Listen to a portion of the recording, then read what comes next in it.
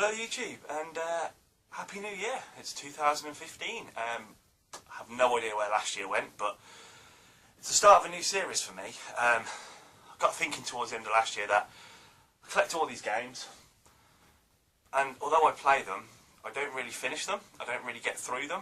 I play them and then move on to the next one when I A, get bored, or B, buy a new game. So I figured I need to put this right. There are games out there from when I was a child that are absolute classics that I've never beaten. Now, let me give you some examples of these. Never ever beaten Mario, any of them. Not a single one of them. Now, I know it's just not right. Sonic's, again, never beaten a Sonic, ever. Never finished it, never saw the ending. And again, that's just not right. Going on to the more modern era, never beaten Metal Gear Solid. Silent Hill, I've never seen the ending of. Resi 2 onwards, I've never beaten. What others can I think of? Gun. Coming forwards into the New Year's, I've never finished a Grand Theft Auto at all. I own most of them, but I've never ever finished them. So, I thought I'd challenge myself this year. Not only do I collect games, obviously, I want to now finish them. So, I've set myself a challenge to see how many games I can finish in 2015. So, today being January the 1st, I figured what better way to do it than to vlog about it. So, every week I will be putting a video up, letting you guys know about my progress. But obviously, as this is a challenge, I figured there best be some rules for it, for myself really, because otherwise it'd be really easy to do. I could just stick the games on easy, breeze through them, and have nothing else to do, and I will just end up finishing thousands of games. So the rules are as follows in my mind.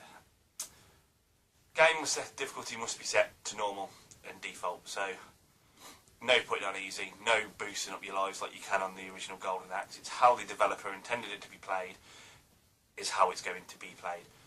So, default difficulty with default lives and default settings. End of. There's no change in that at all. That's the rule I'm setting for myself. It's also main story only.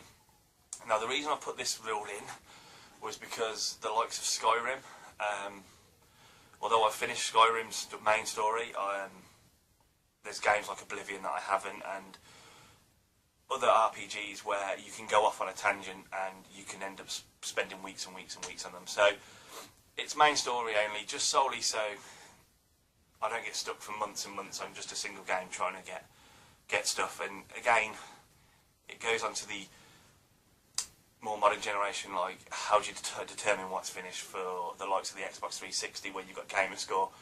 Am I really going to be running around playing Assassin's Creed looking for the flags just so I can say I've completed it? No, that's why I'm sticking to the main story only. That way there's a clear goal and there's a clear idea of what I need to do to class this game as completed. Another rule I've set myself is no strategy guides or help. So again, it goes back to playing it how the developers want it to be played. I want to experience games like Resident Evil before the internet, basically. So where I can't just log on to Google and say, how do I get past this puzzle? I want to sit and play it and figure things out for myself. So that's another big thing for me. I basically want to feel a sense of achievement when I complete it. Not, oh, well, I finished that game, but I used the internet to get through 90% of those puzzles. So that's another one, and obviously leads on to other things like no sports games, because how can you determine when you beat them? No, and definitely no MMOs, because there's no finishing points to those at all. So those are realistically the rules that I've set myself to complete this, and my intention is to put a video out once a week updating you what I've done, what I've completed, and so you guys get proof, so you know I'm not lying. I am going to take a photo with me against the credits of the games that I've completed, and that way you can see that I indeed did finish that game. So, this is the first episode of Finish Them. That's what I'm going to do. That's my plan, and it's going to be a weekly thing. So you'll be seeing a lot more of me in 2015, which is good or bad, whichever way you look at it. So, I'd like to know what you guys think, really.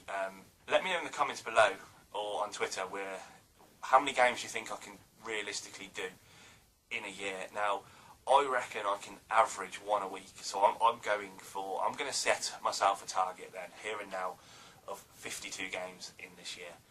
Now, do you guys think I'll do more? Do you guys think I'll do less? Let me know in the comments below.